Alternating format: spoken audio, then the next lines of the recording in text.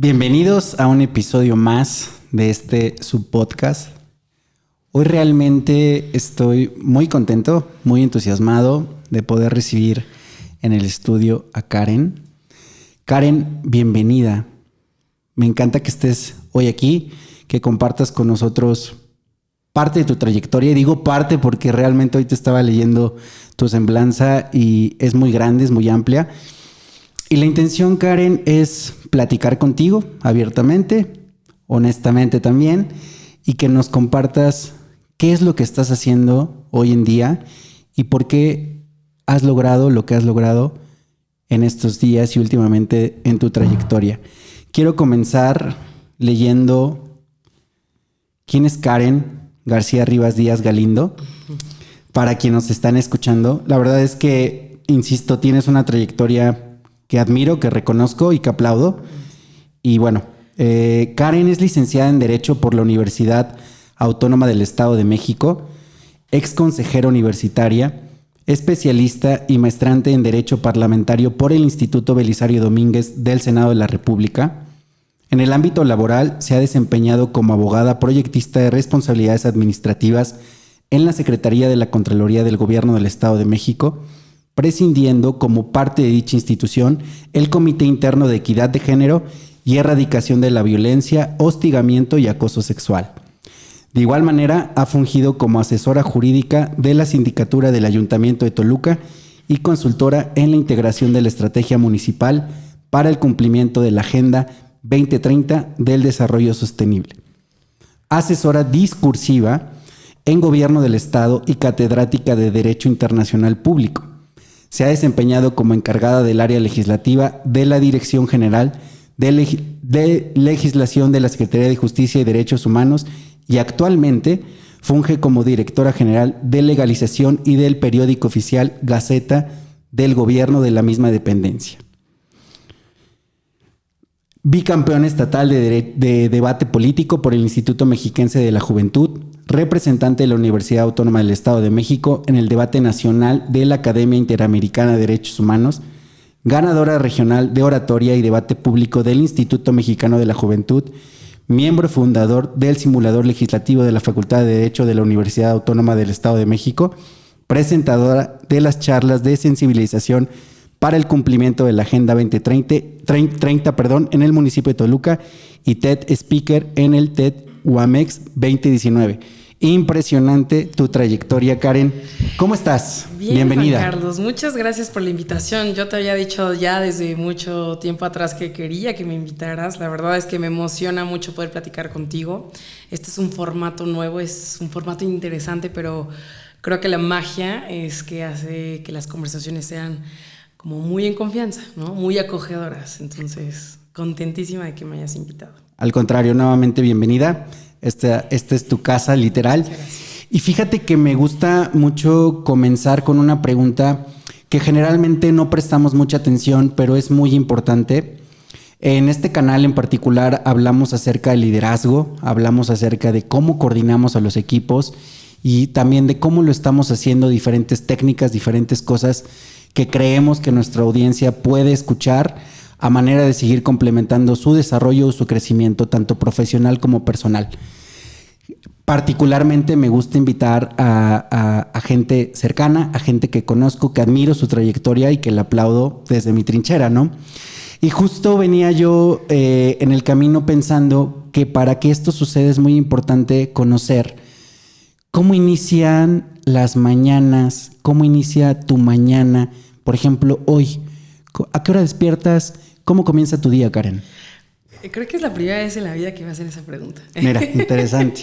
Me gusta porque creo que la respuesta determina mucho, ¿no? Y digo, no es que vaya a mentir jamás, pero sí me puse a pensar y dije, oye, qué pena.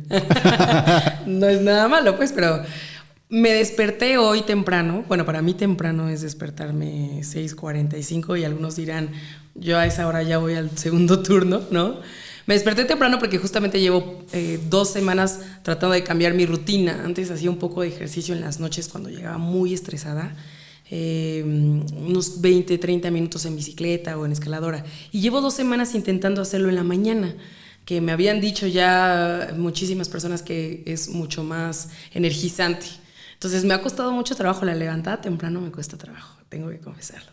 Pero bueno, lo he ido haciendo y creo que eso ha ido marcando pauta en formarme el hábito de despertarme temprano para hacerlo y poder tener en tiempo la llegada a oficina, ¿no? Entonces me desperté a 6:45, hice 45 minutos de ejercicio, me presioné porque vi que ya era tarde, me bañé rapidísimo porque tenía que estar a las 9 en la oficina, me hice un sándwich, tomé mi manzana, me serví café en mi termo y me fui corriendo a la oficina. Así desperté hoy, eso hice hoy en la mañana. Oye, ¿tienes algún otro ritual intermedio, como te gusta leer algo, revisas alguna red social? En las mañanas lo que sí hago religiosamente desde el momento uno es poner música. Estoy acostumbrada a tener en todas las etapas de mi día música, ¿no? Naturalmente hay variaciones, ¿no? ¿Qué tipo de música? Hoy en la mañana, por ejemplo, desperté con The Killers. Me gusta. Con ese mismo playlist me seguí para el ejercicio y ya después cuando me subí al coche puse algo como más tranquilón, ¿no? Como música como de Beatles y así.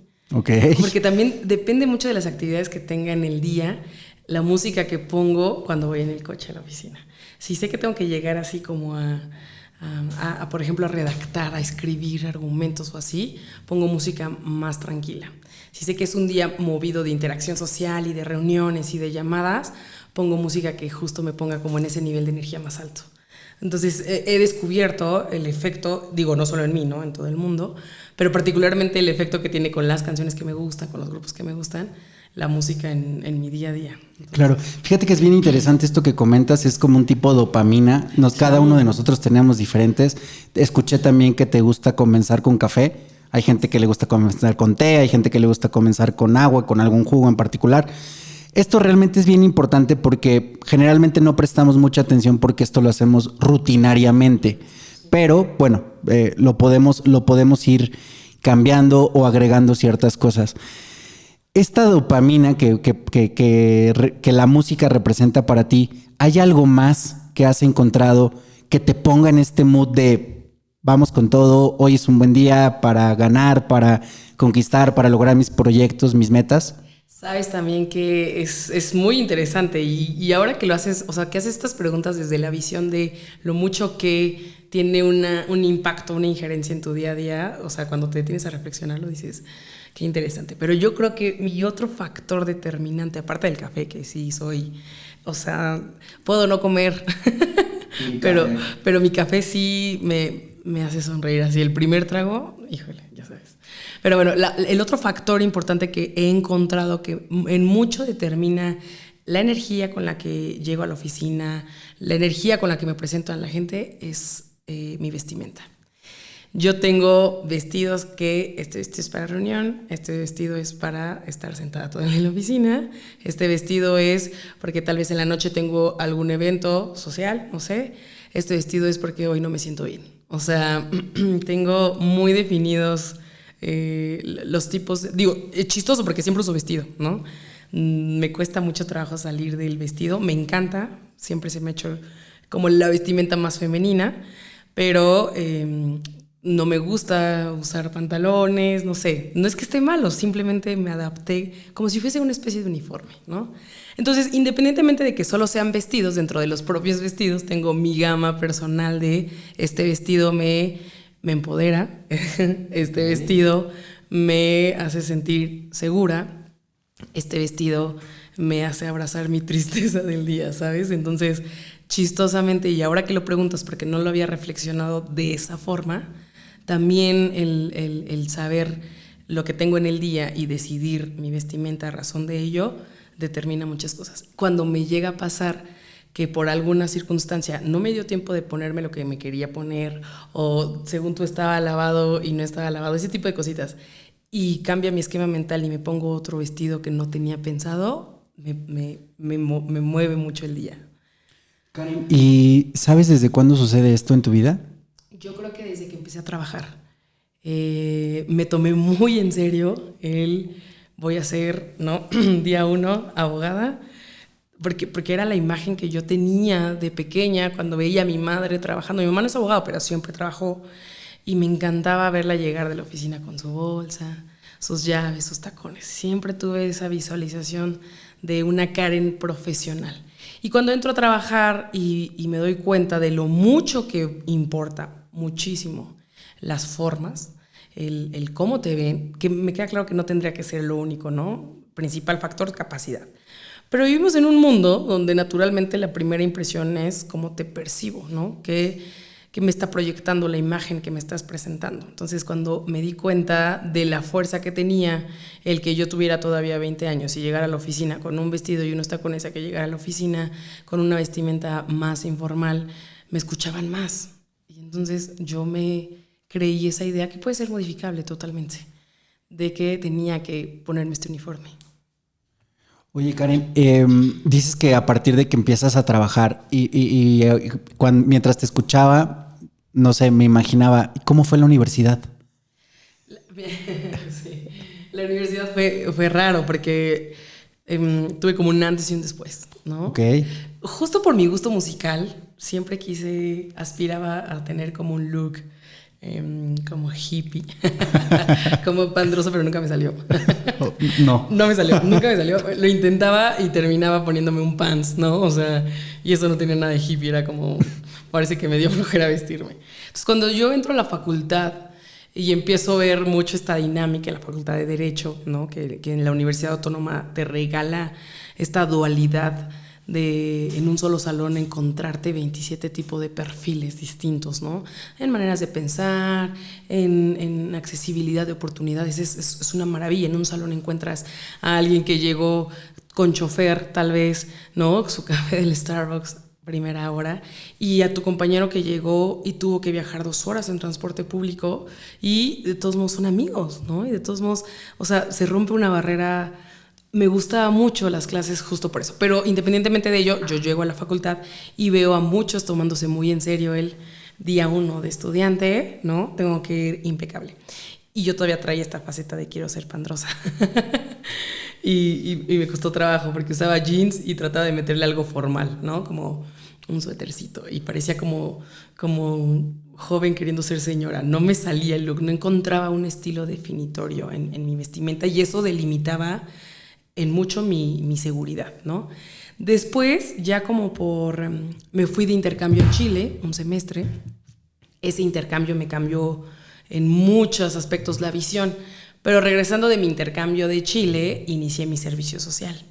Y digo, yo vendí mi coche para irme al intercambio. Entonces andaba en camión de la facultad a mi servicio social y era una travesía porque tenía que usar tacones, ¿no? Entonces, imagínate así, ¿no? En la parada del camión con los tacones y así. Pero no lo dejaba de usar porque fue mi día 1 de estoy llegando a la oficina y cuando me saludaban, buenos días, licenciada, y yo era la chavita de servicio social, para mí era como, wow, ¿no? Día 1 y ya hice la diferencia.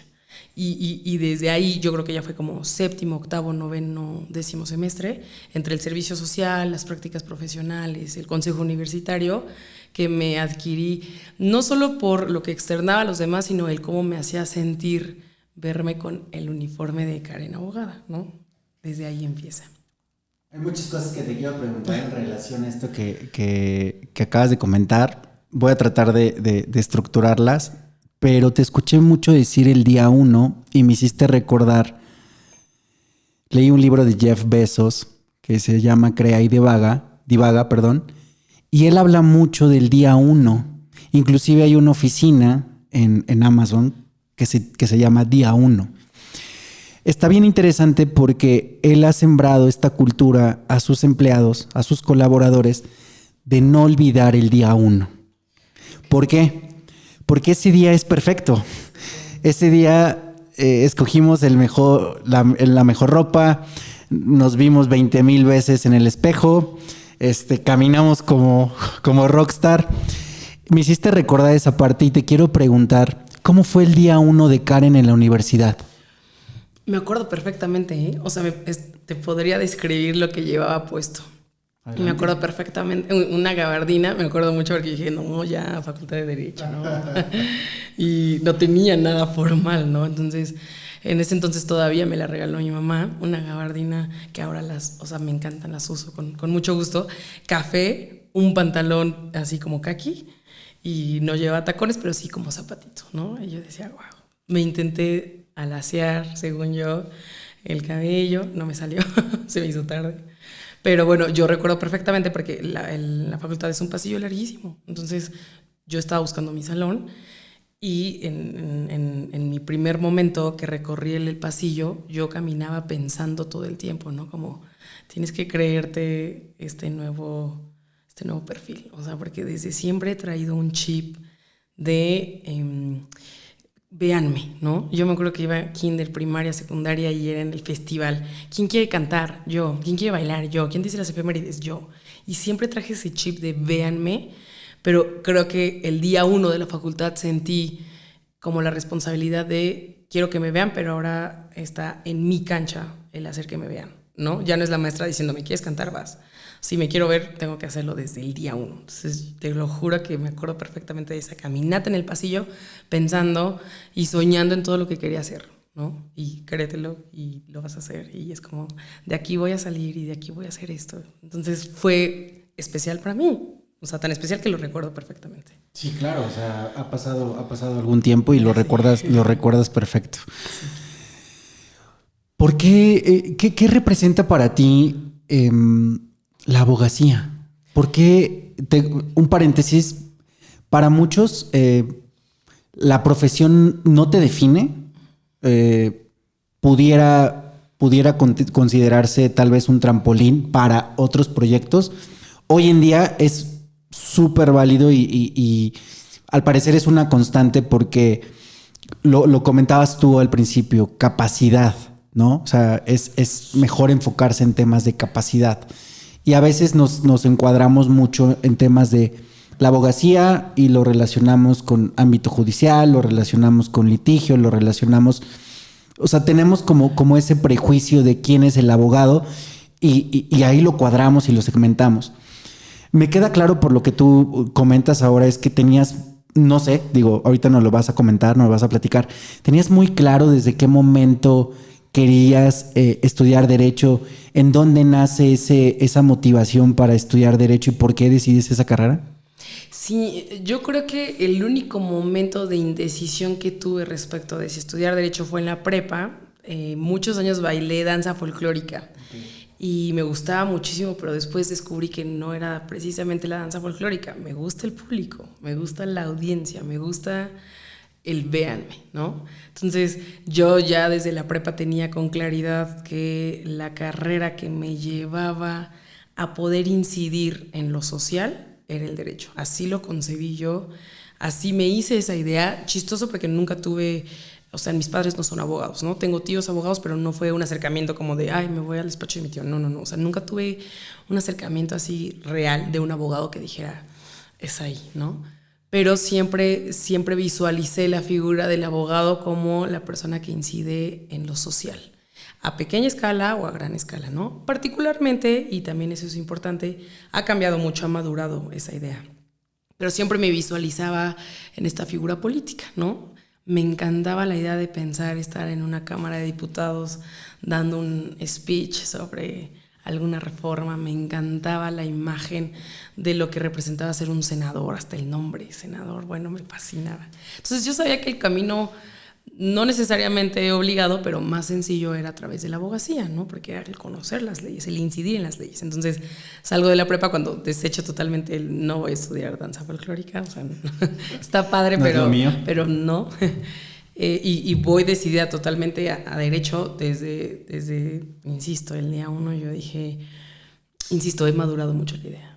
Pero si te soy muy sincera, yo creo que mi primer anhelo fue quiero ser diputada, ¿no? Quiero ser senadora. Y te estoy diciendo esto con mucha confianza porque creo que nunca lo había dicho así en voz alta. Después lo he modificado muchísimo. Y no es que esté mal, simplemente maduras las cosas. Pero sí era mi principal sueño y mi principal anhelo, ¿no? Escúchenme, tengo mucho que decir, escúchenme. Entonces lo fui madurando, pero la abogacía era la herramienta necesaria que yo tenía que adquirir para obtener un valor en lo que tenía que decir, ¿no? En lo social. Me encanta cómo lo describes. Creo que lo describes con mucha pasión. Escucho mucha pasión en esta parte. Y quiero preguntarte lo siguiente, porque hoy en día pareciera que se toman decisiones sin tanto análisis. Contamos con demasiada información a un clic de distancia y ya es un mundo de cosas que estamos al alcance y que pudiéramos inclusive confundirnos o no tener una guía. Creo que tú y yo todavía tuvimos esa oportunidad de sentarnos tal vez con un familiar, con un amigo y poder charlar o conversar acerca de lo que era su ejercicio profesional. Si hoy tuvieras la oportunidad de las personas que nos están escuchando, de darles un consejo acerca de cómo elegir la carrera, ¿cuál sería para ti clave el poder orientarlos en esta parte? Yo creo que lo inicial es muchas veces, y lo he escuchado de amigos y lo he escuchado de propia familia, y digo, no estoy diciendo algo nuevo, seguramente todos los que nos están escuchando saben que así sucede mucho. El pensar, soy bueno en las matemáticas, ¿no? Voy a estudiar una ingeniería. Soy bueno dibujando, voy a estudiar arquitectura, ¿no? Soy bueno hablando, voy a estudiar comunicación, así, ¿no? Soy bueno peleando, voy a estudiar derecho. Box. O box, exacto. Como que siempre es tomar la decisión con base en lo que supones que tienes. Y creo que ese es un error. Porque no sabes, a veces no has desarrollado capacidades que no sabías que tenías. Y si en el momento tú tomaste una decisión asumiendo que tu única capacidad era soy bueno en las matemáticas y jamás te diste la oportunidad de ver que tú tenías una capacidad increíble de hablar en público, pues ya perdiste un talento que nunca le diste oportunidad de despegar. Entonces, claramente, al no saber la capacidad que tienes, porque nunca la has podido desarrollar o nunca has estado en un escenario en el que tengas que desarrollarlo, pues no lo puedes saber, pero lo que sí puedes saber con certeza es el cómo te visualizas, el cómo te imaginas. Es lo que yo te digo, yo desde el día 1 tenía muy clara que quería ser la mujer que usaba vestido con tacones y traía su bolsa y llegaba a una junta y explicaba un tema. No sabía en qué, porque ese escenario que te estoy relatando puede ser en 28,000 carreras, ¿no? En muchos escenarios, sector público, privado, el que sea. Pero el ir compaginando así me visualizo. Aparte, justo considero que tengo este talento y considero que puedo desarrollar muchos más talentos. Entonces, mi mejor consejo sería, no tomes una decisión basada en lo que crees que tienes o en lo que crees que eres. Toma una decisión basada en lo que crees que puedas hacer. O sea, no te limites, no te encasilles a lo que estoy diciendo. Matemáticas, ingeniería. Pelea, abogacía o box, ¿no? Ese sería el mejor consejo. Visualízate. ¿Qué estás haciendo? ¿Qué te hace sonreír cuando lo platicas, no? Karen, ahorita mientras te escucho y lo que hemos estado platicando, proyectas demasiada seguridad. ¿Siempre fue así?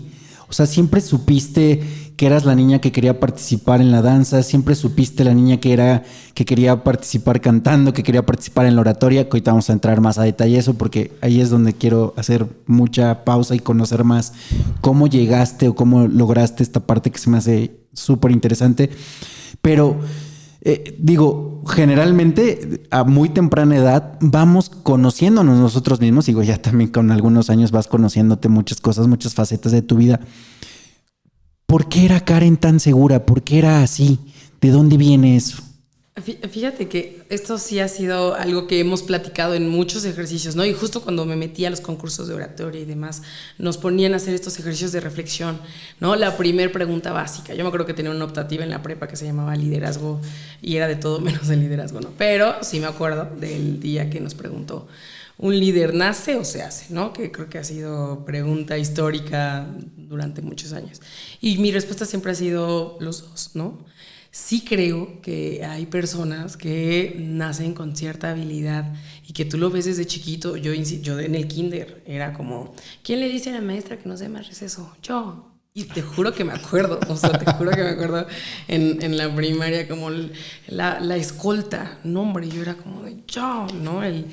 Había un concurso que se llamaba el Foro Demos al Niño la Palabra, era un niño diciendo lo que pensaba de no sé, su diputado, ¿no? Digo que puede ser un niño, pues, pero no me importaba el tema, yo era, quiero hablar.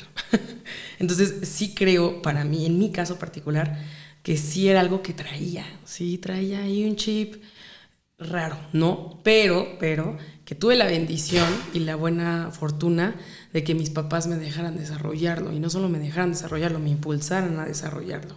Yo a la fecha lo digo siempre, el hecho de que yo en un festival viera en el público a mi mamá y a mi papá sentados viéndome bailar, hablar, me hacía dar el 110%. Era como, sí, ahí están, quiero que me vean más. Yo estoy segura que si tal vez no hubiera visto a mi mamá y a mi papá en la audiencia, no hubiera sido lo mismo, no sería el mismo resultado. Entonces sí traía un chip, seguramente, pero sí lo fui potencializando a una escala que yo no me imaginaba a razón de mi entorno, ¿no? A razón de que mis papás y mi mamá me decían, es que eres muy buena, hija. Oye, qué bien te quedó, te ayudo a ensayar las efemérides, ¿no? Te ayudo a ensayar tu danza, porque también tenía muchos compañeros que yo recuerdo de primaria que eran muy buenos y que hoy los conozco en la vida profesional y que nunca desarrollaron ese niño de primaria que era súper parlanchín y gracioso y todo, y que hoy lo veo totalmente así apagado. Diferente. Exacto, y lo traía también, te lo juro que lo traía.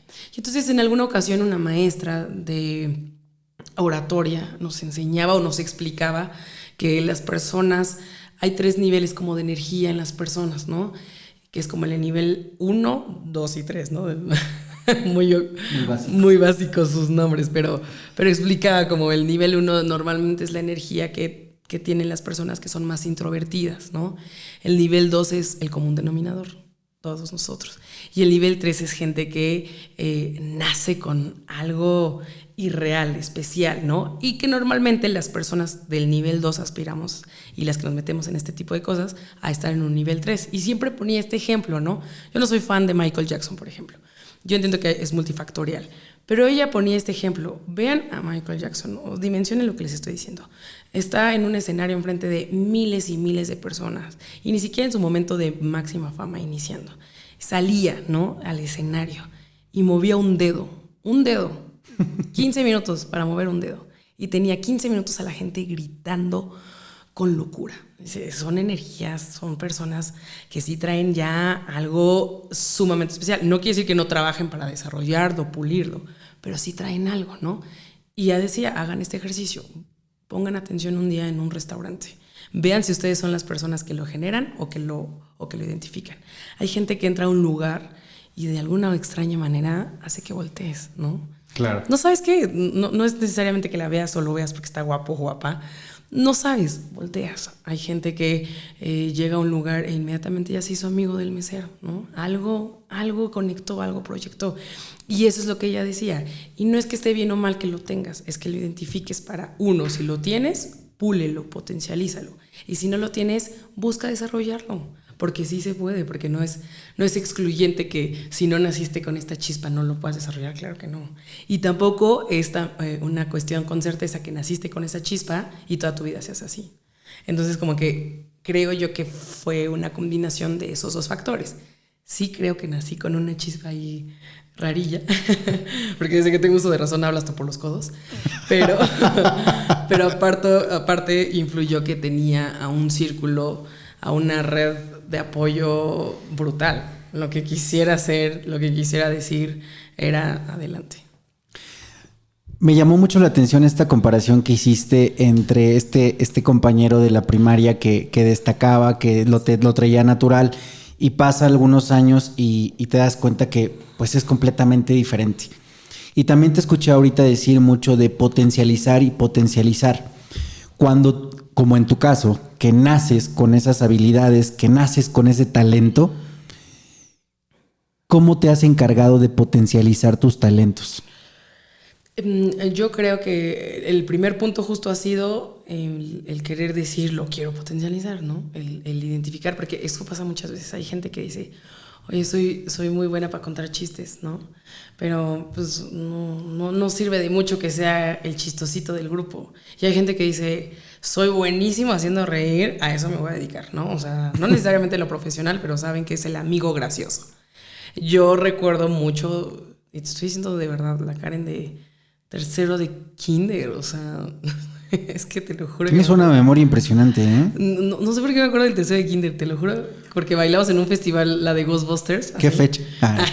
12 de febrero. Pero me acuerdo mucho que cuando estaban en la coreografía, o sea, imagínate cómo influye algo tan pequeño en un niño.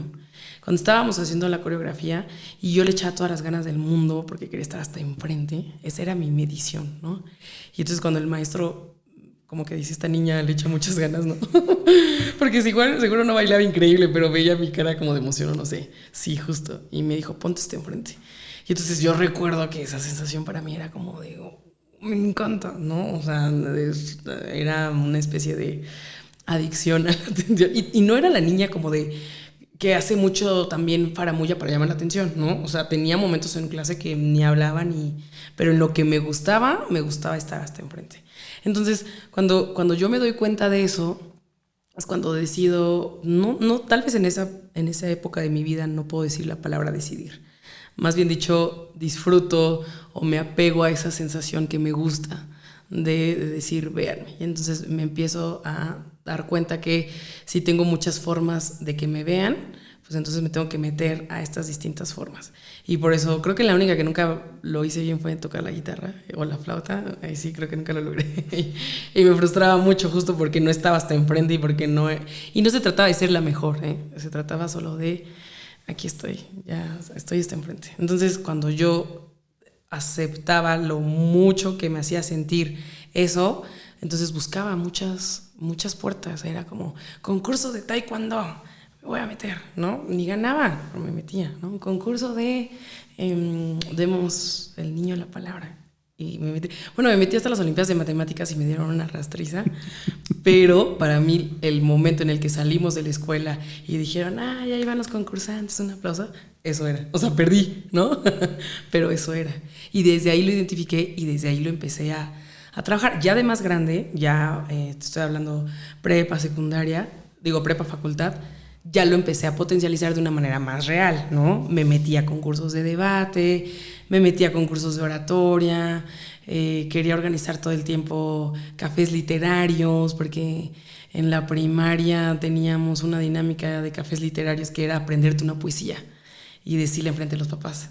Y yo me acuerdo mucho de... ¿En la primaria? En la primaria, okay. Sí.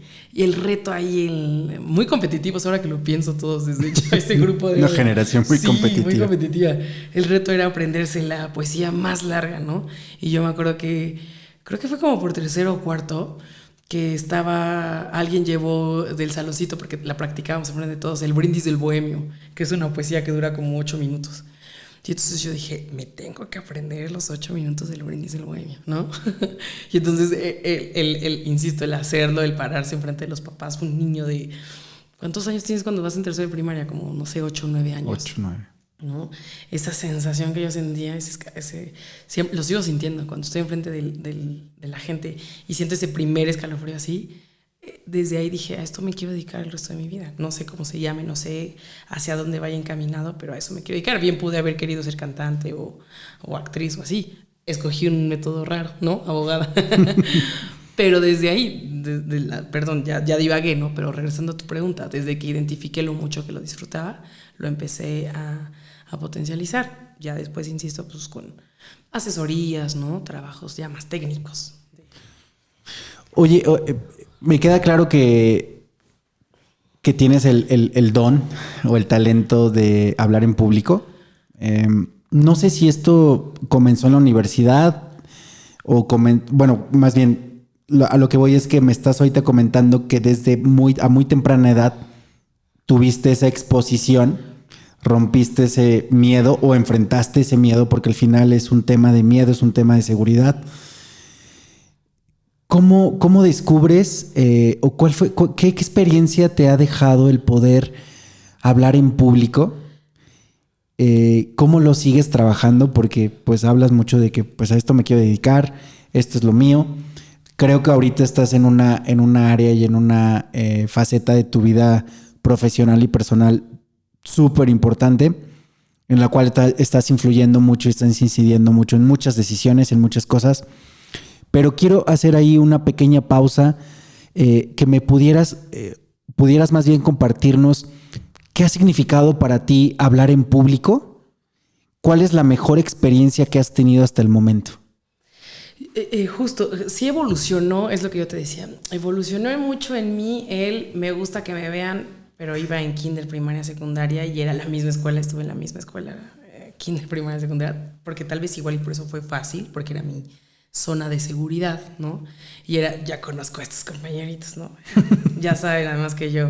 Cuando entro a la prepa, en la prepa tuve como un lapso una fase, me apagué, ¿no? En la prepa no fui muy activa, en la prepa existía. Ya después me metí a un curso de teatro y cosas así, pero no fui tan activa. Cuando entro a la facultad, y va vinculado con lo que yo te contaba hace rato, y me doy cuenta que ya no va a ser el concurso del niño a la palabra, que yo tenía que generar mi propio foro, mi propio escenario, si quería seguir sintiendo esa sensación, empiezo a buscar opciones para hablar en público. Y las opciones que empiezo a ver era meterme a los concursos, a los modelos de Naciones Unidas, ¿no? Donde llegas y por un día estás en la ONU y eres un país. Entonces tú hablas, además con reglas bien estrictas, ¿no? En tercera persona. El Estado mexicano refiere X, ¿no? Pero yo dije, sí, ya encontré dónde, ¿no? Y brillaba por mí.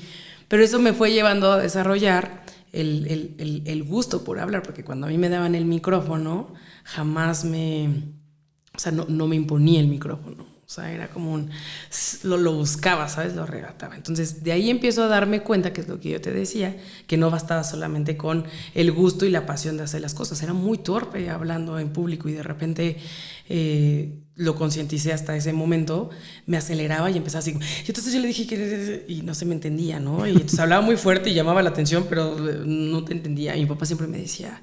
es que estás hablando muy rápido, respira, ¿no? Entonces me empiezo a dar cuenta de muchas cosas. Tenía muletillas, me temblaba la voz al inicio, cosas que no me había dado cuenta hasta que estuve en el mundo real, vamos a decirlo así, que fue hasta la facultad.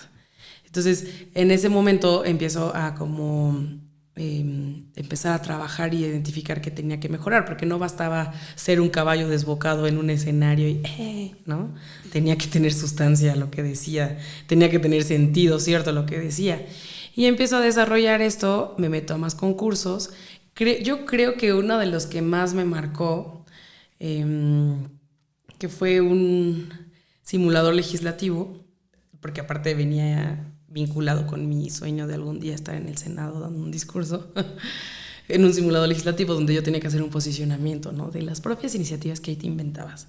Entonces yo paso a pleno y empiezo a hablar, ¿no? Y empiezo a elevar el sonido de mi voz y empiezo a hacerlo discurso. Y esa parte, porque pues éramos puros chavos de 18 años, 19, muchos ya se querían ir, muchos ya era como ya vámonos, qué aburrido. Pero cuando yo empiezo a hablar de eso y siento esa energía en mí y veo que me voltean a ver y que me empiezan a escuchar, no solo así que estás haciendo tus cosas, no, realmente me prestaron atención. Yo dije, wow, o sea, porque ya no era la Karen en el café literario, ¿no? Pues tus papás te prestan atención porque si no lloras. Ya no estaba en el festival, ya no estaba en el foro, ¿no? O sea, ya estaba logrando la atención por mí misma. Y yo creo que eso me marcó. Y fue cuando dije, ok, sí tengo algo que puedo desarrollar y que puedo pulir. Ese yo creo que ha sido la experiencia que más me ha marcado. Lo seguí desarrollando, después me metí a estos concursos de debate y oratoria. Fíjate que la oratoria me gustaba, pero me gustó mucho más el debate, porque es lo que te digo, empiezas a tener bifurcaciones. El debate no es dar discurso, el debate es un contrario de ideas. Pero me di cuenta que la herramienta de hablar en público reforzaba mi capacidad de debatir, porque podía estar enfrente de un contrincante que tenía argumentos muy brillantes, pero que estaba sentado y hablaba así, y entonces no movía la boca y veía los dedos, y entonces llegaba yo y decía, compañero polemista, ¿no? Y entonces era como, ay, ¿no? Y usaba eso que hacía yo de hablar como caballo desbocado, pero bien encaminado. Y dije, ok, lo fui armando, fue un rompecabezas, es lo que te digo. Era como una habilidad en bruto que tuve que he ido puliendo. Hay muchas cosas que tengo que pulir, ¿no? Naturalmente, o sea, aquí alcanzas a escuchar mi respiración de...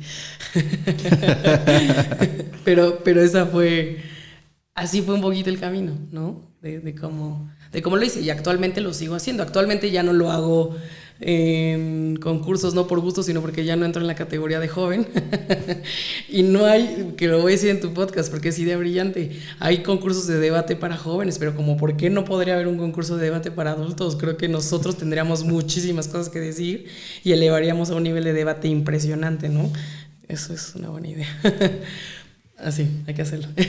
Oye, me voy a adelantar un poquito a esta parte de hablar en público, porque te comentaba fuera de micrófono que había tenido la oportunidad de escuchar la charla que diste en TED. Para quien no conozca este formato, me gustaría que pudieras compartir un poco. Yo quiero nada más dejar claro que es un sueño para muchos el poder pararte en un escenario de ese tamaño, de esa magnitud, con esa importancia, y sobre todo pues que hay un tiempo determinado. Tienes que mostrar mucha congruencia con lo que estás diciendo, tienes que mostrar mucha estructura, pero quisiera que tú nos pudieras explicar cómo llega esa oportunidad a tu vida.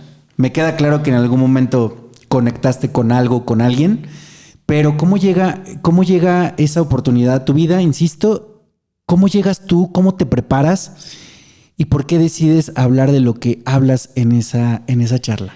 Y fíjate que esa charla estuvo... No sabes cómo la disfruté. Yo creo que fue por el momento de mi vida, ¿no? Porque en ese momento yo ya había alcanzado a superar, o por lo menos a trabajar, este diamante en bruto que era hablar, solo hablar. Y, véanme.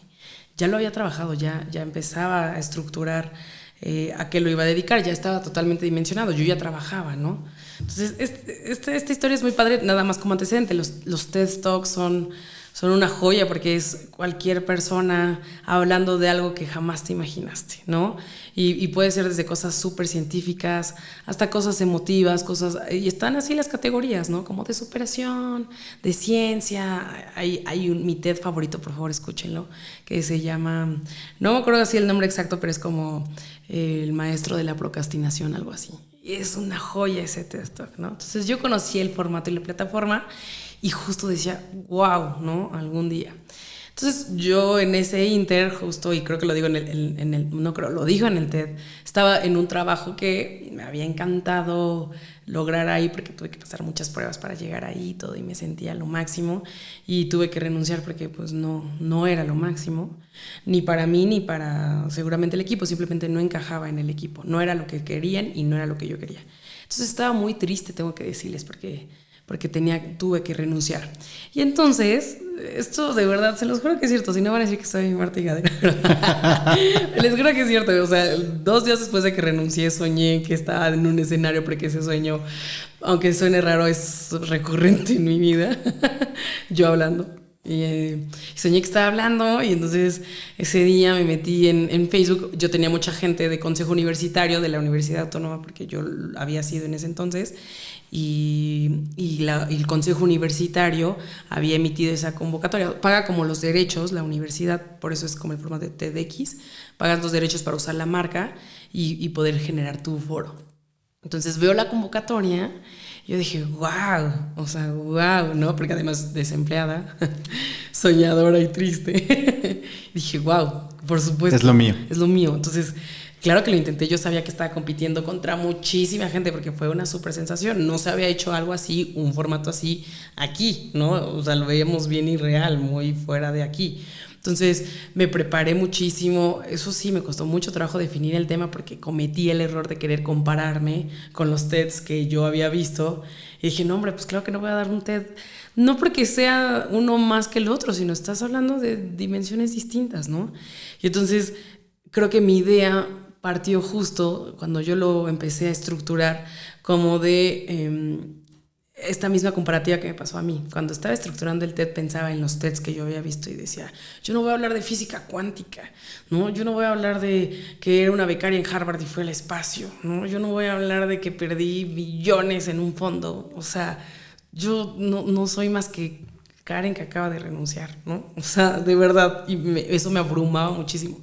Y entonces justo la idea de mi charla fue pues no podemos comparar nuestros éxitos con lo que vemos en los éxitos del mundo y que tal vez para nosotros algo muy cotidiano como lograr terminar tu trabajo del día es un súper éxito y no por eso vale menos que el de alguien más, ¿no?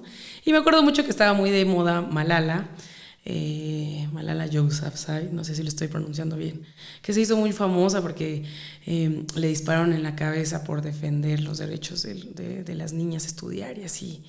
Y no es que esté demeritando la historia, o sea, claro, se me hace una heroína, pero yo decía, bueno, a mí, yo no estoy en un escenario en el que tenga que defender así los derechos, ¿no? Me van a decir, ¿quieres estudiar así, niña? Vete a estudiar. No, lo que pensaba era, mi escenario no me da para ser un héroe. O sea, mis condiciones no me dan para ser extraordinaria, ¿no? Me refiero a la concepción del mundo. Entonces empecé a estructurar como en esa idea de cuántas veces hemos visto historias de éxito, casos increíbles y lo ves y dices wow, y te emociona y te motiva por un momento, pero después ya estás otra vez tomando tu camión y ya se te hizo tarde y ya te mojaron, ¿no? En la calle y ya te regañó tu jefe. Y entonces tu historia y tu emoción y tu motivación te duró un minuto, ¿no? Entonces lo pensaba así y decía, es que hay que cambiar el esquema mental y hay que dejar de compararnos con eso y hay que empezar a dimensionar el éxito y el fracaso a nuestra realidad, ¿no? Porque nunca voy a ser Malala, jamás, espero jamás serlo, ¿no? Pero creo que podría, si tuviera la oportunidad, hablar en la ONU igual que Malala, ¿no? Tal vez no diría lo mismo, pero eso es a lo que iba. Entonces lo empecé a estructurar esa idea. Quise hacerlo primero muy metodológico, ¿no? Un super speech. O sea, mi reto inicial era eran 15 minutos. El diálogo, los 15 minutos, totalmente aprendido de memoria. Y luego dije, no, esto es de más corazón, ¿no? Sí tengo mi base, sí tengo mi diálogo, pero sí tengo que meterle, ¿no? Y le metes un chistecito, y le metes ahí una técnica de una historia que te lleva a otro, ¿no? Ahí me ayudó algún buen amigo que ya había hecho un TED y me dijo, métele un giro, ¿no? Haz algo así, eso también ayuda, captas la atención del público. O sea, entonces fue un ejercicio bien bonito porque combiné cosas técnicas con cosas personales. Y al final de cuentas, el día que di la charla, es como si me hubiera puesto en modo avión y me salió muy del corazón. Creo que lo único que no me gustó o me hubiera gustado más es que tenía un reflector hacia mí. Entonces con el reflector no veía las caras de las personas.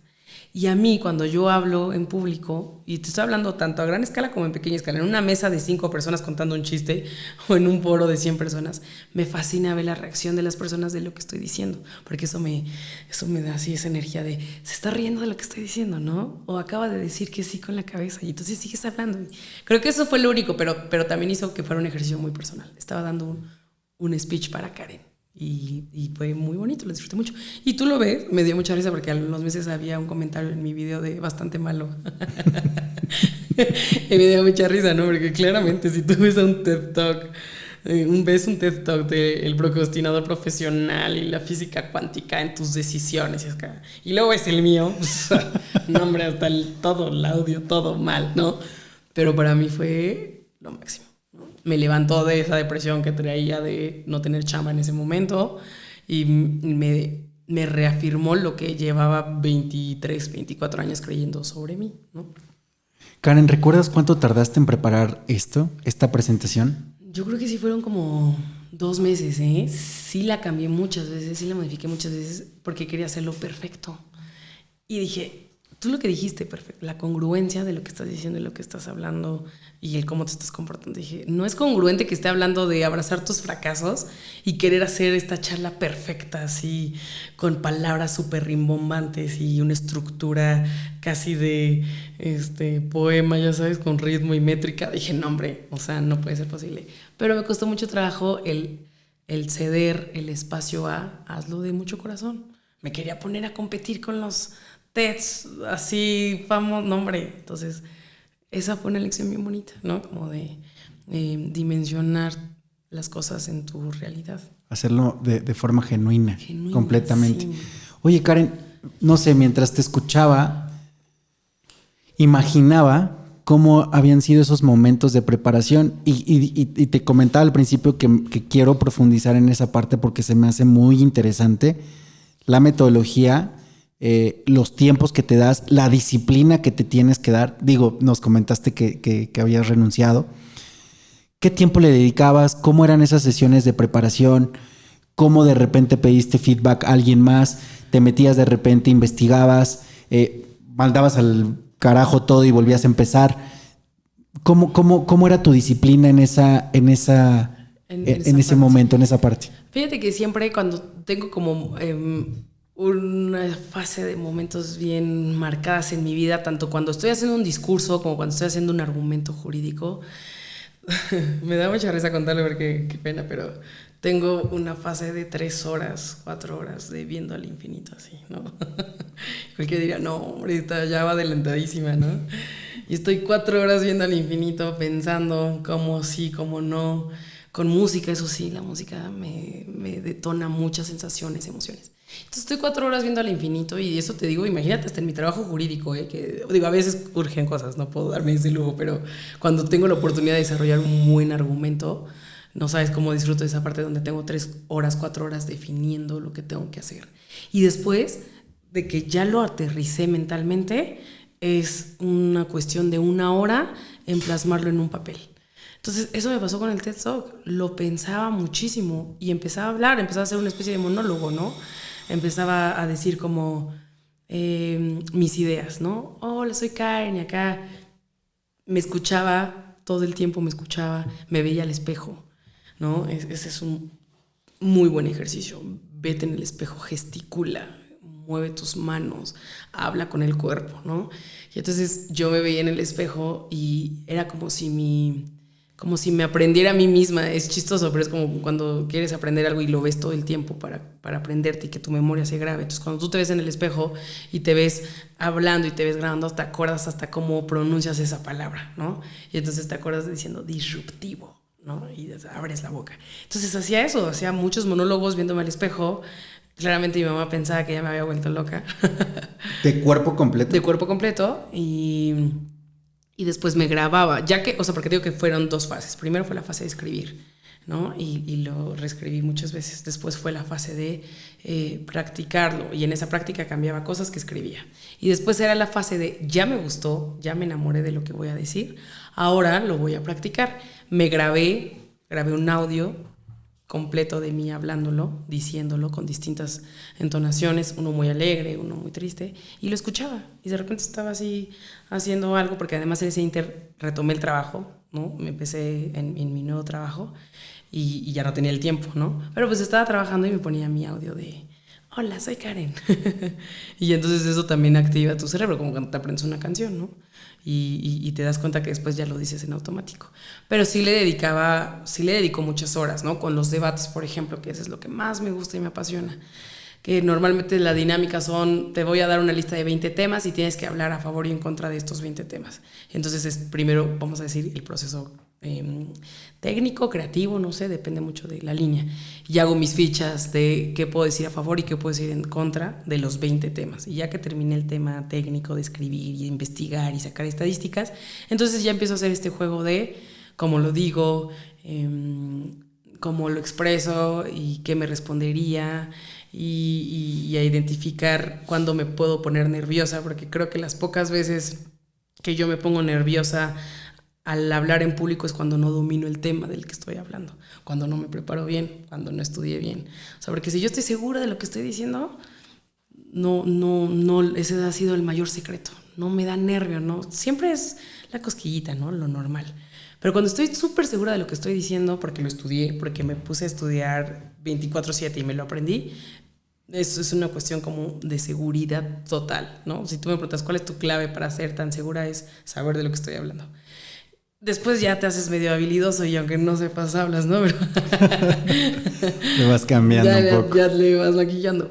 Pero cuando no sé de lo que estoy hablando, empiezan las muletillas y empieza ¿no? Y repites y te cachas a ti mismo diciendo, eso ya lo dije, ¿no? Entonces, esa es como la parte que yo, o sea, como podría compartir, ¿no?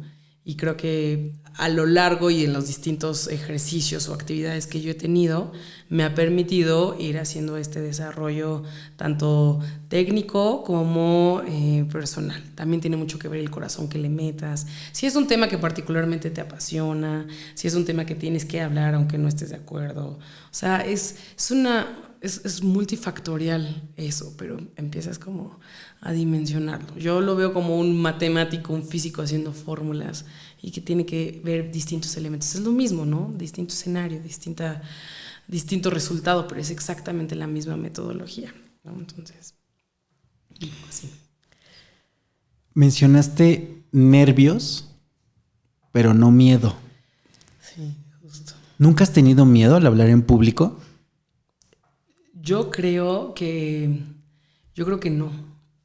Yo creo que es algo que me gusta tanto que el 89% de las veces que he hablado en público es porque yo lo he buscado. Entonces no me da miedo, ¿no? Y el 10%, 11% restante que tuve que hablar en público aunque no quería, sentí nervios, porque insisto, no iba preparada, ¿no? No venía preparada, pero bueno.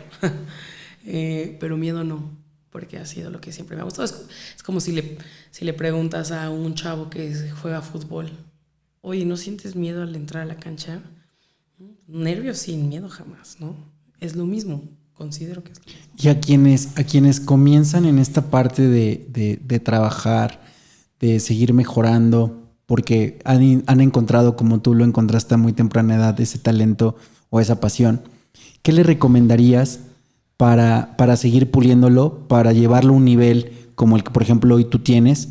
No sé, puedes recomendar libros, puedes recomendar algunos videos, puedes recomendar algunos ejercicios.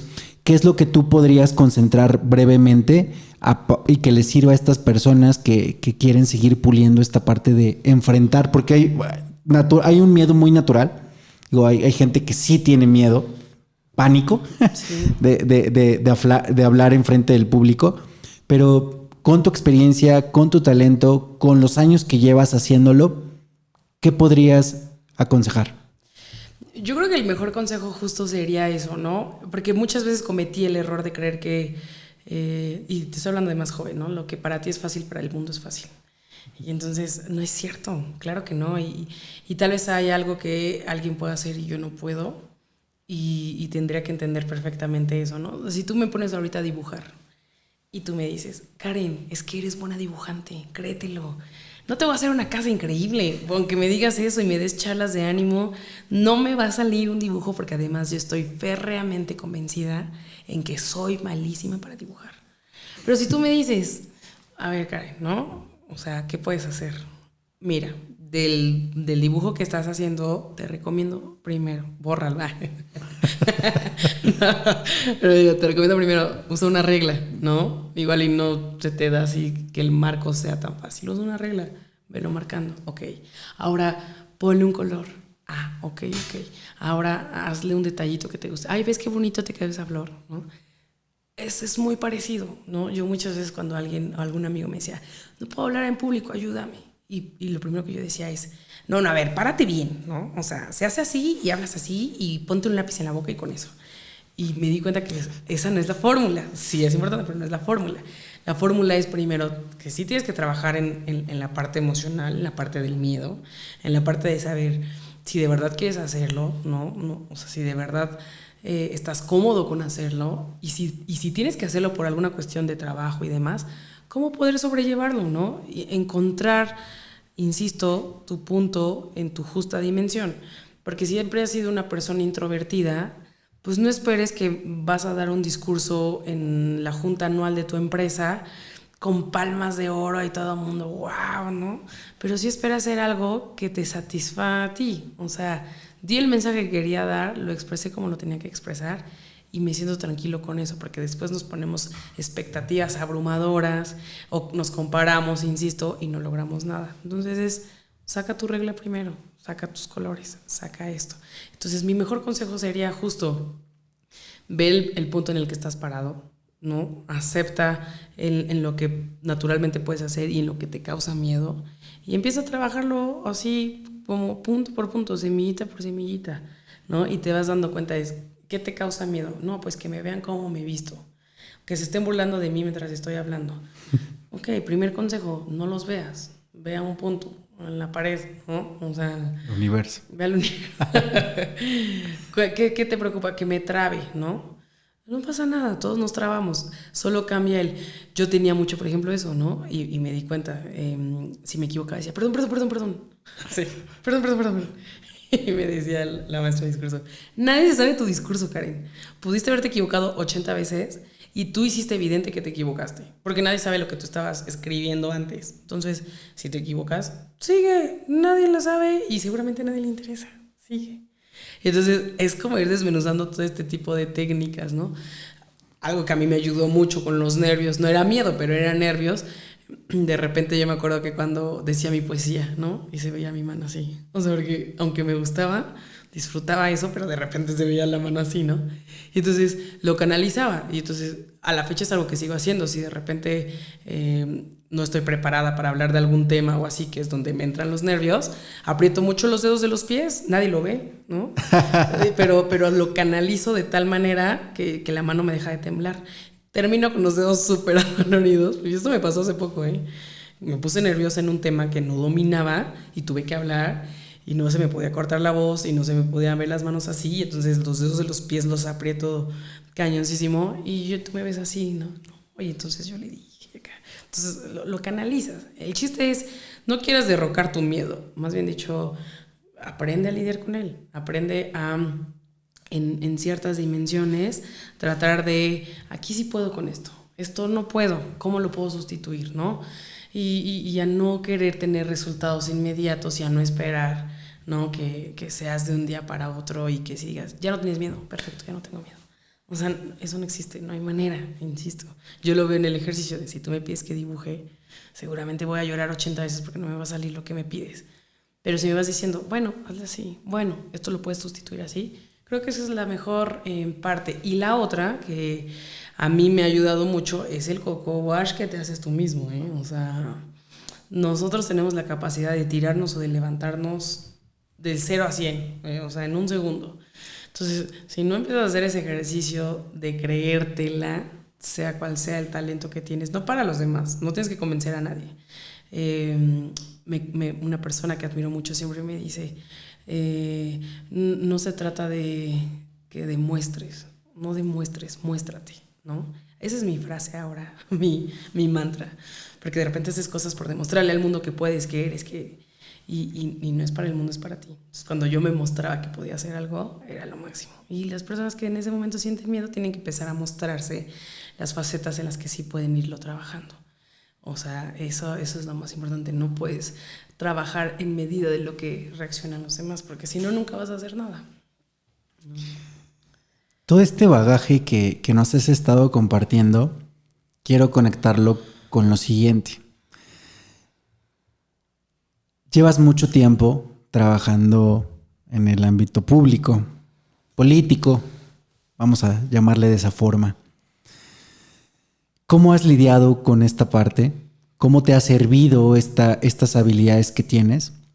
Leía y hasta volví a leerlo para comentártelo porque me llamó muchísimo la atención y quisiera que nos pudieras compartir. Tuvimos alguna vez la oportunidad de platicar y yo venía fascinado escuchándote porque dije, no, es que le dije, me lo tienes que volver a contar en el podcast así de detalle. A mí me apasionó mucho y me causó curiosidad el saber, asesora discursiva del gobierno del estado. A ver, espérate, eso suena muy, muy padre, suena muy... ¿Qué significa eso? ¿Qué era lo que hacías? ¿Preparas los discursos? ¿Cuántas veces los lees? Me gustaría que pudieras platicarnos esta parte que sé que te apasiona, que sé que dominas también. ¿Cómo llegaste primero? ¿Qué significa en el momento en el que estuviste para ti haciéndolo? ¿Y qué nos puedes compartir de esta experiencia profesional? Yo creo que ha sido una de las experiencias que más he disfrutado. Fue una experiencia agridulce, porque me orilló a tomar decisiones y me llevó a lo que me quiero dedicar el resto de mi vida, que es lo legislativo. Pero tuve que pasar por eso para aterrizar a lo otro, ¿no? Yo llegué a esa área discursiva, hacíamos discursos para el titular del Ejecutivo y llegué a un buen maestro que siempre le agradecí, que compartió mi currículum, ¿no? y que me había visto en mesas que hacía justo de la Agenda 2030 y yo ahí haciéndole al no, hay que salvar al mundo. Y me vio y compartió mi currículum y entonces me contactaron y me dijeron, oye, hay esta oportunidad, ¿te interesa? Y yo, bueno, hombre, claro. Y me dijo, bueno, pero pues no se trata solo de que te interese, te vamos a hacer como 80 pruebas, ¿no? Digo, todo lo voy a exagerar un poquito con fines estadísticos. 83. Y entonces me pedían, haz un discurso como si fuese un evento con personas que trabajan en el área forestal, haz un discurso para las mamás, haz un discurso, así, muchos ejercicios. Y entonces lo primero que tuve que aprender en esta parte es saber a quién le estás escribiendo, ¿no? No todos hablamos en el mismo idioma y no todos nos expresamos de la misma forma. Yo traía una línea discursiva complicada porque quería hacer discursos antes de esta oportunidad, quería hacer discursos muy profesionales, ¿no? Entonces mi discurso era como la transversalización de los ejes rectores, ¿no? Y se escucha muy bonito si estás leyendo una sentencia, ¿no? Pero no si estás dando un mensaje social. Entonces primero era eso, ¿no? Identificar a quién le estaba escribiendo, ver cómo hablaba, estudiar lo que decía, ¿no? Cómo lo decía, esta parte para familiarizarte con las palabras. Y después era este proceso de escribir como en estructura, ¿no? De repente tenía muy buena idea, pero era un párrafo que sonaba más a conclusión. Entonces empezaba así a escribir con mis audífonos, la música súper fuerte, porque a mí la música fuerte como que me activa el cerebro. Y empezaba a escribir, ¿no? En una estructura, ¿no? De introducción, el cuerpo del mensaje, si vas a hacer alguna presentación de un tema, si solamente vienes como a explicar algo, si vienes a contar algo, si vienes a proyectar algo, también tiene mucho que ver eso, con quién estás hablando, quién es tu audiencia. O sea, no puedes hacer un discurso igual para una cámara de empresarial que para un evento del Día del Niño, ¿no? O sea, naturalmente hay un mundo de diferencia. Y entonces empiezas a hacer la estructura. Hay una estructura técnica de discurso, ¿no? O sea, ya hay manuales discursivos y todo ese tema. Pero empiezas a generar así las ideas. Lo primero que hago siempre es empaparme del tema. O sea, si por ejemplo voy a hablar de tema forestal, me metí a estudiar el tema forestal primero y sacaba estadísticas, ¿no? Luego meter estadísticas así es bien padre, le da un punch bien padre a los discursos. Entonces me metí a sacar estadísticas y decía, ok, ¿no? ¿Y qué es el tema forestal y cómo se desarrolla? Y después de que tenía mis bullets, así como bullets de datos, le empezaba a agregar lo bonito, ¿no? Y entonces ya empezaba con el bullet de, no sé, el 73% de la tierra en el Estado de México es zona forestal, ¿no? Estoy haciendo un ejemplo. Y ya después lo ponía súper bonito, como de...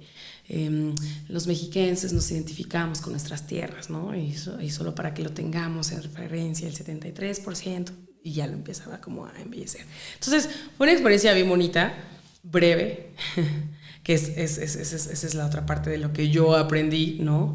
Del reto que fue en lo personal, en lo laboral, y que me apasionaba muchísimo porque lo leía y lo releía y me imaginaba cómo lo decía, ¿no? Y en mi mente, cuando leía el discurso, leía el tono en el que según yo tendría que decirse, ¿no? Hasta con una coma que marcas esa diferencia, un signo de interrogación, porque así somos los mexiquenses, ¿no? O sea, ese tipo de ejercicios. Y lo que yo hacía era justo eso, leer y releer y releer. Una vez que pasaba mi proceso creativo que les contaba, ¿no? 4 horas viendo al infinito, 1 hora buscando datos y 10 minutos escribiendo. O sea, pasaba por tanto en el tema que terminaba escribiéndolo muy rápido. Y entonces eso hacía que empiezas como a hermanarte con las palabras, empiezas a generar como un lenguaje mucho más amplio. Este ejercicio, alguna vez se burlaron de mí en un concurso creo que era de debate, no me acuerdo, en un modelo de Naciones Unidas, porque llevaba un diccionario de sinónimos, pero así físico, de Laurus, no me acuerdo de esos diccionarios, de mini diccionario. Y llevaba mi diccionario, porque no tenía celular con internet desde entonces. Y de verdad, para escribir mis posicionamientos, buscaba la palabra y buscaba los sinónimos y así, y era una joya porque algo lo puedes embellecer muchísimo con una sola palabra o le puede dar un sentido distinto. Entonces, para no hacerte el cuento muy largo, ¿no? Llego a esta experiencia, empiezo a desarrollar otro tipo de habilidades que no sabía que tenía, porque normalmente pues escribía para mí, que no es lo mismo que escribir para alguien más. Y me empapo de esta parte de empezar a estudiar para quién escribes, a quién te diriges, qué tono usas, qué parte cuidas, ese tipo de circunstancias. Y lo disfruté mucho mientras estuve ahí, pero estando ahí me di cuenta que no era, era un gusto, pero no era mi única pasión, ¿no? O sea, sí era un talento sin dirigir, que es lo que yo te explicaba, que en esta ruta de mi vida.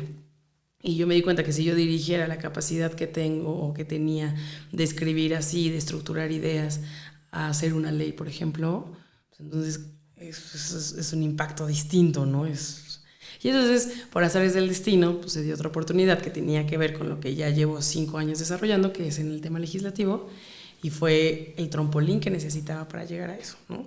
En ese momento no lo supe, en ese momento fue todo un reto, nada fácil, porque no es lo mismo decir, creo que soy buena, a tengo que hacerlo. Claro. Antes de pasar a esta parte del tema legislativo, quiero que nos cuentes la historia del engargolado. Sí, es complicado. Es que es el tipo de cosas que vas aprendiendo, ¿no? O sea, yo me acuerdo mucho de... eso me sirvió de lección de la vida, esa tolerancia a la frustración que no tenemos. Creo que ha sido la primera vez que más me ha dolido algo. Porque justo hice un discurso súper bonito, muy padre, ¿no? A niveles más altos, la exigencia de presentación y de cosas siempre es más alta y es así, tiene que ser así. Entonces, pues bueno, yo hice un discurso que particularmente a mí me gustó mucho, ¿no? No, me refiero, yo hice con todo lo que implica, ¿no? O sea, no me estoy jactando de nada que no me corresponda. O sea, yo hice mi parte en lo que tenía que hacer. Y era un ejercicio muy bonito y eran las 3 de la mañana y tenía que quedar ese producto finalizado y no había el arillo con el que siempre se tenía que engargolar. Entonces tuve que improvisar, ¿no? Entonces engargolé con uno que era milimétricamente diferente. Pero lo notaron. No sabes. Y al día siguiente fue la llamada de atención de mi vida, ¿eh? O sea, entiendo, insisto, son formas, todo funciona así. Pero yo me acuerdo que lloré y me sentí la menos brillante y talentosa del mundo por el regaño que tuve.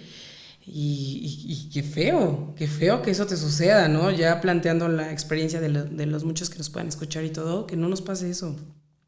Porque de verdad yo salí llorando pensando que no servía para nada. O sea, y te estoy hablando de ya mis 20 y tantos años, ¿no? Entonces, por algo que estaba fuera de mis manos, que estuvo fuera de mis manos, ¿no? Y que no determinaba la calidad de mi trabajo. Entonces sí me metieron una regañiza porque hice todo mi trabajo bien, excepto algo. Y a veces así funciona la vida. Llevas 10 años, 20 años haciendo todo bien y un día te equivocas y cuesta caro, ¿no? Pero esa equivocación, ese error, ese tropiezo no define todo lo que has hecho o todo lo que eres. Por supuesto. Y con esa lección me quedé, ¿no? Aparte de, evidentemente, la impresión de la grandilocuencia de las cosas que suceden, yo creo que fue la lección de... nunca invalidarme solo por un tropiezo, ¿no? Un error. Eso estuvo bien, me ayudó, era de los muchos factores que me ayudaron a decidir que quería hacer más, ¿no? Que podía hacer más. Y esa fue la historia. Hablaste de un tiempo breve. ¿Qué tiempo estuviste trabajando en esta parte, en esta área? Yo, menos de un año, ¿eh? Menos de un año. Insisto, fue más un reto emocional que profesional. Oye, Karen, para quien nos escucha, se pueden imaginar muchas cosas, preparar discursos, sí, tienes que investigar, hay muchas áreas que te dan información. Por ejemplo, a ti te tocaba una parte, había otras partes que a lo mejor lo pulían, no sé, redacción, ortografía, etcétera, muchas cosas. Pero en términos generales, ¿cómo tiene que fluir todo esto para preparar? ¿Recuerdas cuántos discursos preparaste? ¿Te enfocabas únicamente en una materia? ¿Cómo es este trabajo en un día? ¿Cómo se ve un día preparando un discurso a estos niveles? El tema era ceñirse a la agenda, ¿no? O sea, es una estructura impresionante de gente trabajando en todo lo que no se ve, ¿no? Que eso también es bien importante, el saber. A veces nos es muy fácil desde fuera criticar lo que vemos, ¿no? La exposición de los servidores públicos, sea el nivel que sea. Y desde afuera tú dices como de, ay, tanto problema para nada más venir y decir 5 minutos algo, ¿no? Y no viste que atrás hubo 100 personas que Justo. durante 12 horas prepararon esos 5 minutos, ¿no? Es impresionante de verdad cómo no dimensionamos la trascendencia del trabajo público, del sector público, que es mi pasión, el sector público. Y no tiene nada que ver con perfiles ni nada, estoy hablando de lo que implica. Entonces, para un solo discurso era un ejercicio muy importante de, uno, tener definido desde otra área la agenda, ¿no? ¿Qué evento va a haber? Dos, o sea, vincularte con las áreas que tienen los datos técnicos, ¿no? Porque yo podría hacer un discurso sobre la institución que se dedique al tema forestal, pero si yo no tengo los datos duros, ¿no? Estadísticos de particularmente cuánto suelo es zona forestal, y hay veces que de repente es bien complicado porque te llega un dato técnico que no entiendes y dices, ay, ¿cómo digo esto?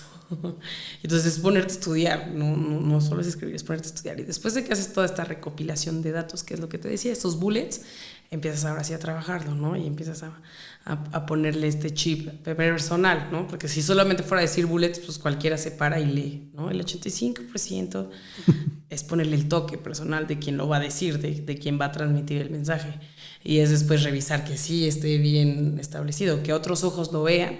Porque también esto pasa cuando escribes, y esto no solo en los discursos, a mí me pasa mucho en los argumentos jurídicos que desarrollo, como que tu cerebro se vicia, no sé cómo decirlo, y entonces tú solo cuando estás leyendo ya lo lees en automático, ¿no? Y es como, es bien chistoso ese fenómeno, y no te das cuenta de errores, de conexiones, de algún, como ya repetí esta palabra, ¿sí? Entonces se vicia la vista, se vicia el cerebro y tienes que volverlo a leer.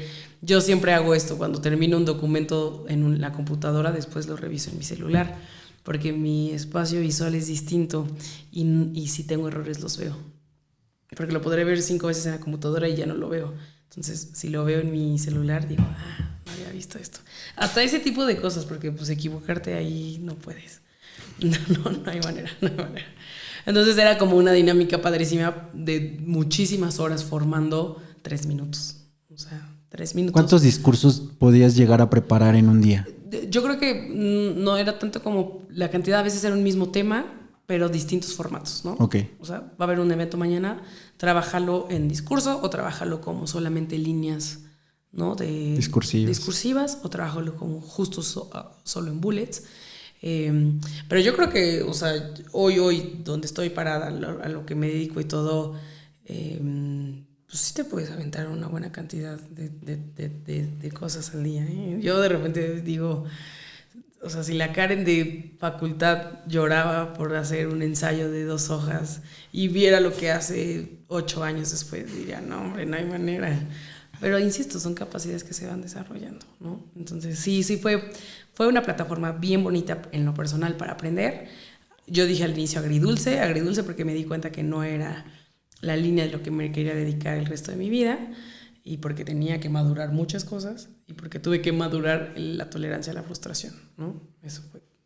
Te he escuchado decir mucho esta parte de que eres una persona, bueno, te catalogas como una persona técnica. Y justo creo que esta parte te ha llevado a otra faceta profesional de la parte legislativa.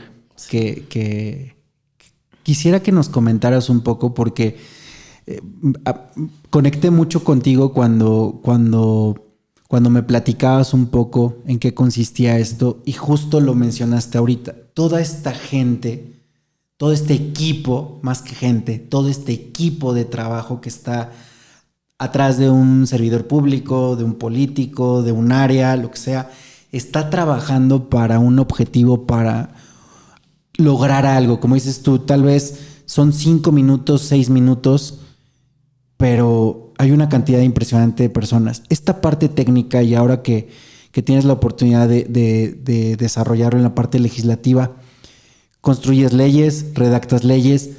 ¿Qué es lo que hace Karen que la ha llevado a que esta parte en su vida profesional le apasione?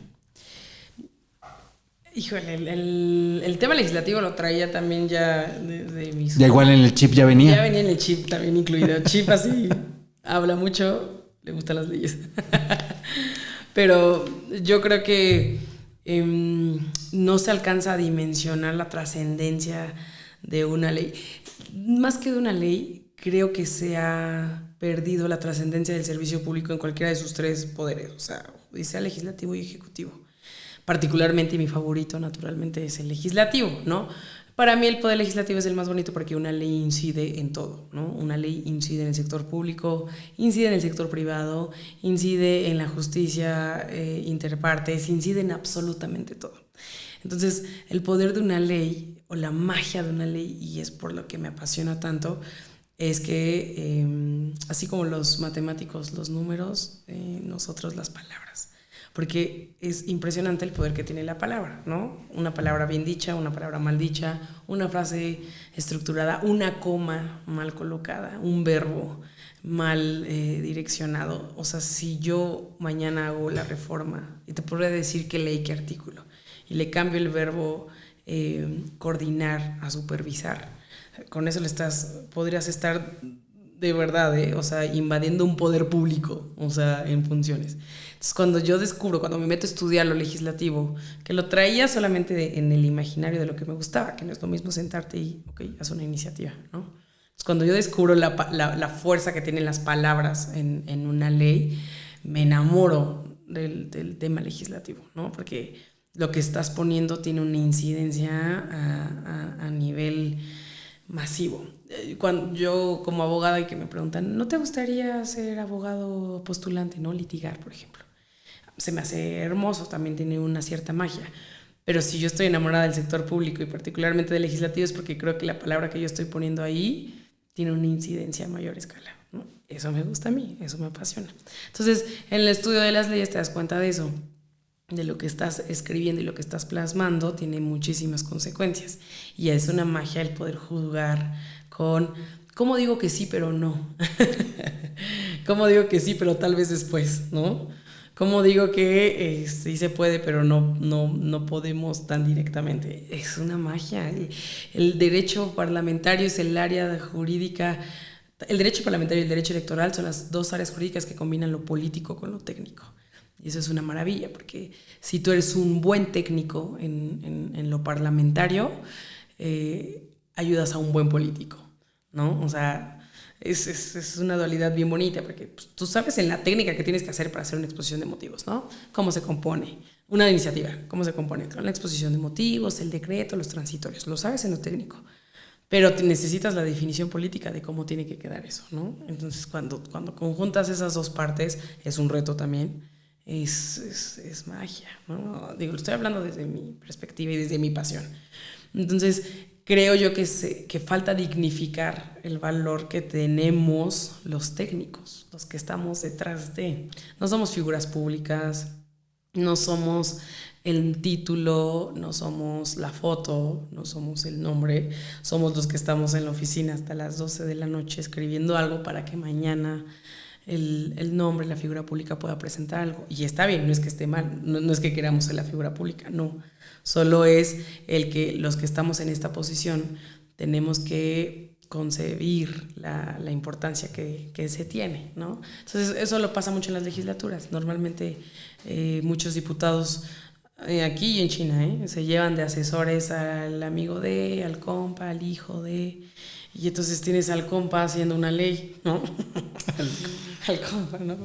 Y tienes al amigo de que es buena onda, estableciendo un transitorio que está tirando todo tu decreto, ¿no? O sea, entonces, particularmente en el ejercicio del derecho parlamentario, falta profesionalizar eso, ¿no? O sea, que por eso también me gusta estar ahí y por eso quiero dedicarme a eso. Creo que podríamos hacer mucho porque pues, el Estado funciona a razón de sus leyes, ¿no? Entonces, es un mundo, no quiero divagar tanto en lo técnico, ¿no? En lo jurídico, en lo que implica todo el proceso de revisión, pero sí es importante, y para la gente que nos escucha, como volver a dimensionar lo que cada uno de nosotros hacemos desde nuestra trinchera. Hablando del sector público, que es en el que yo me desarrollo, no hay que dejar de dimensionar el impacto que tiene, ¿no? El otro día decía una plática con alumnos de emprendimiento y les platicaba como que la gente dice, ay, sector público, ¿no? Y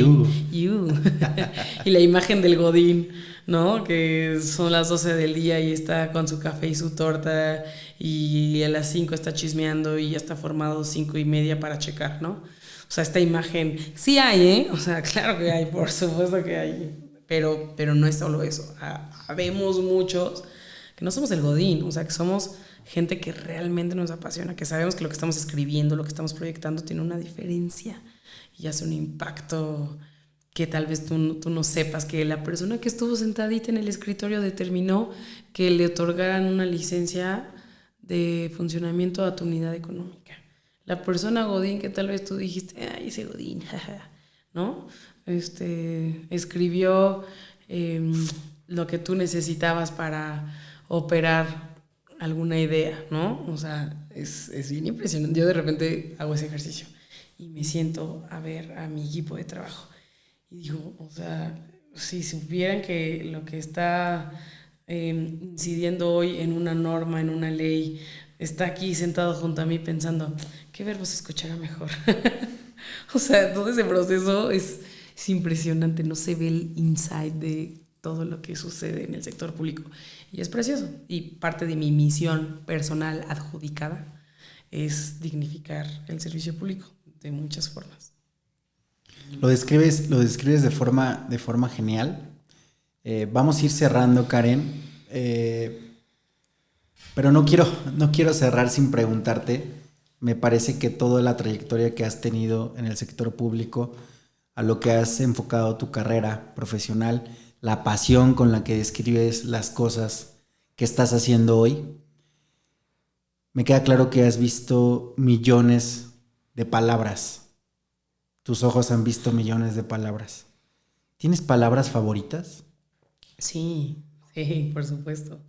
Yo creo que una de mis palabras favoritas es usufructo. Y me acuerdo mucho de mi maestro en la Facultad de Derecho, que nos daba Derecho Familiar, y decía, ¿qué es el usufructo?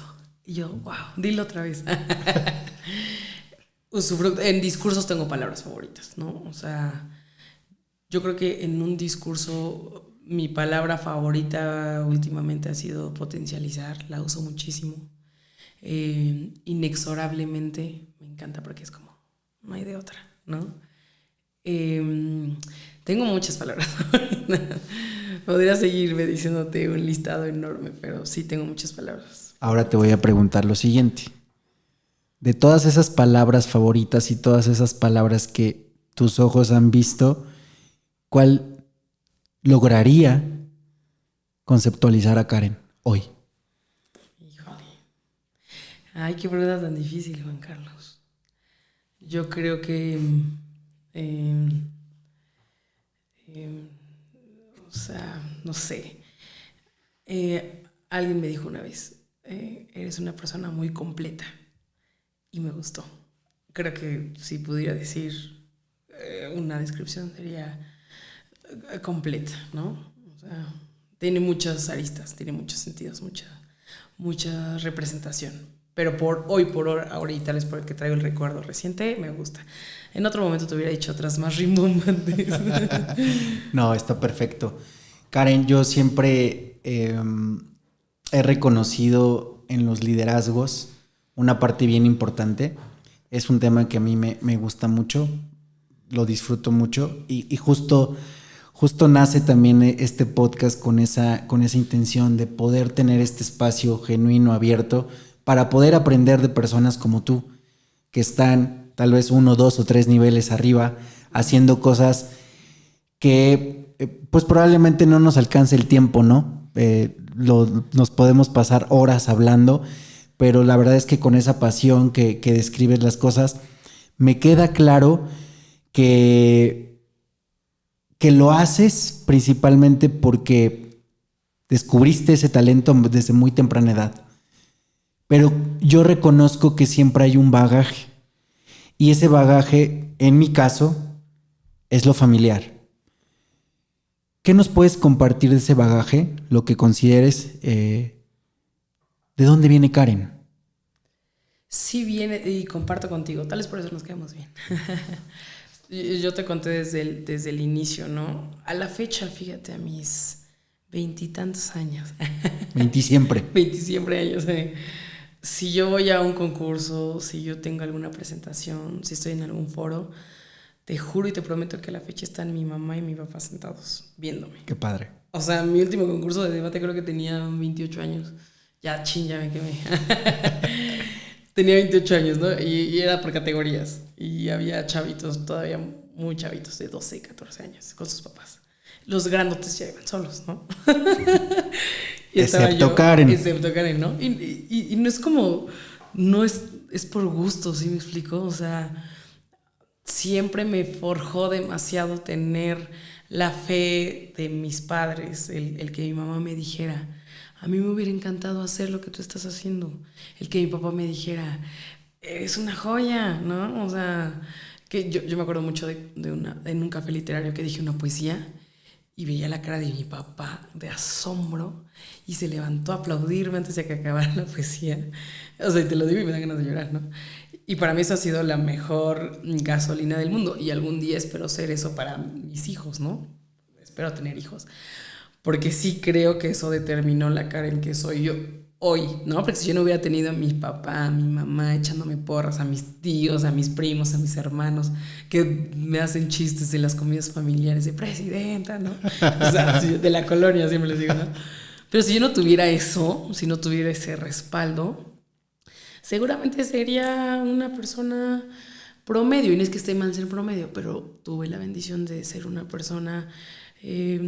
yo siempre digo especial, ¿no? O sea, no especial para ustedes, porque ustedes van a decir, qué oso, Karen, ¿no?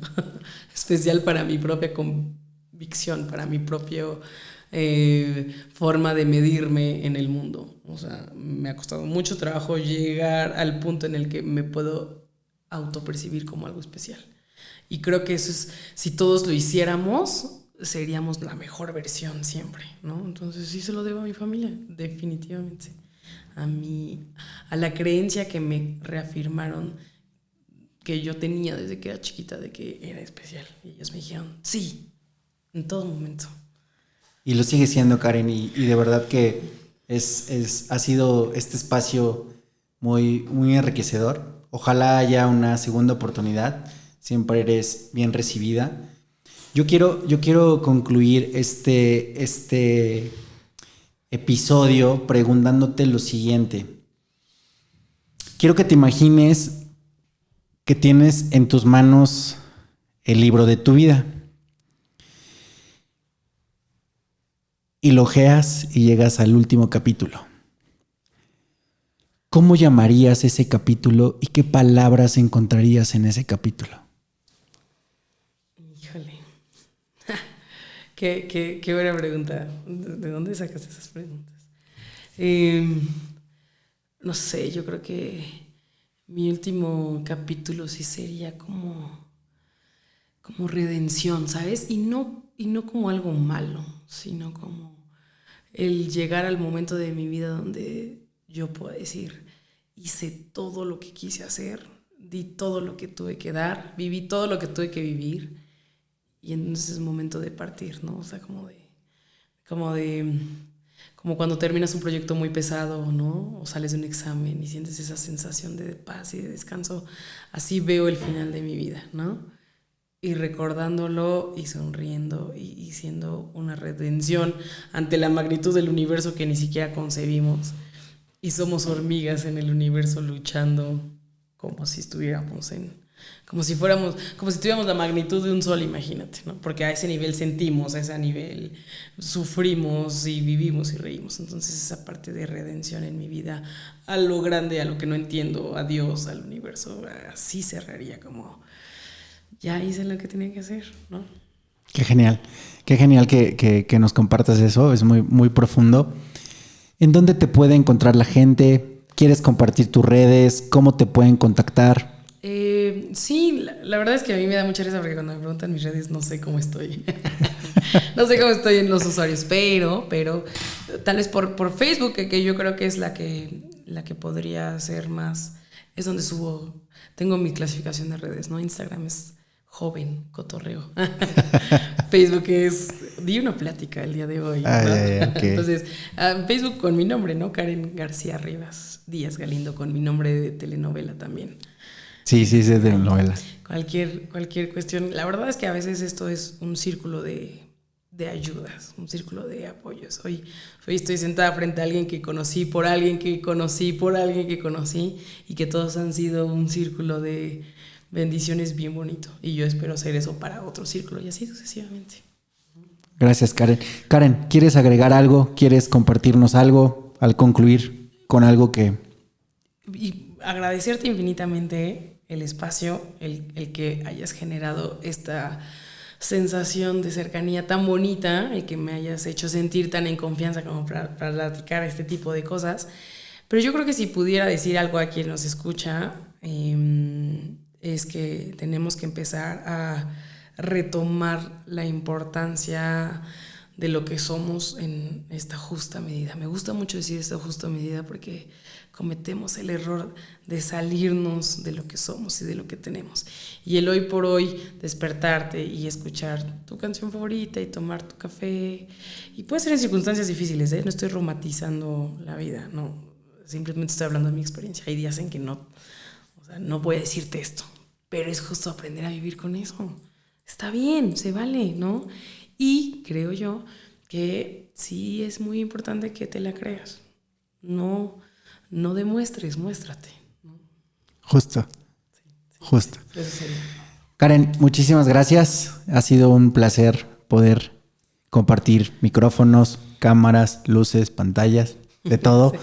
Sí. Está abierta una segunda invitación cuando tu agenda te lo permita. Sé que fue complicado, pero bueno, muchísimas gracias. Agradecer también a Carlos por el espacio, por el detrás de cámaras que siempre está fiel y constantemente apoyándonos. Muchas gracias, Carlos. Y pues bueno, que tengas excelente noche, Karen. Muchas gracias, Juan Carlos. Muchas gracias.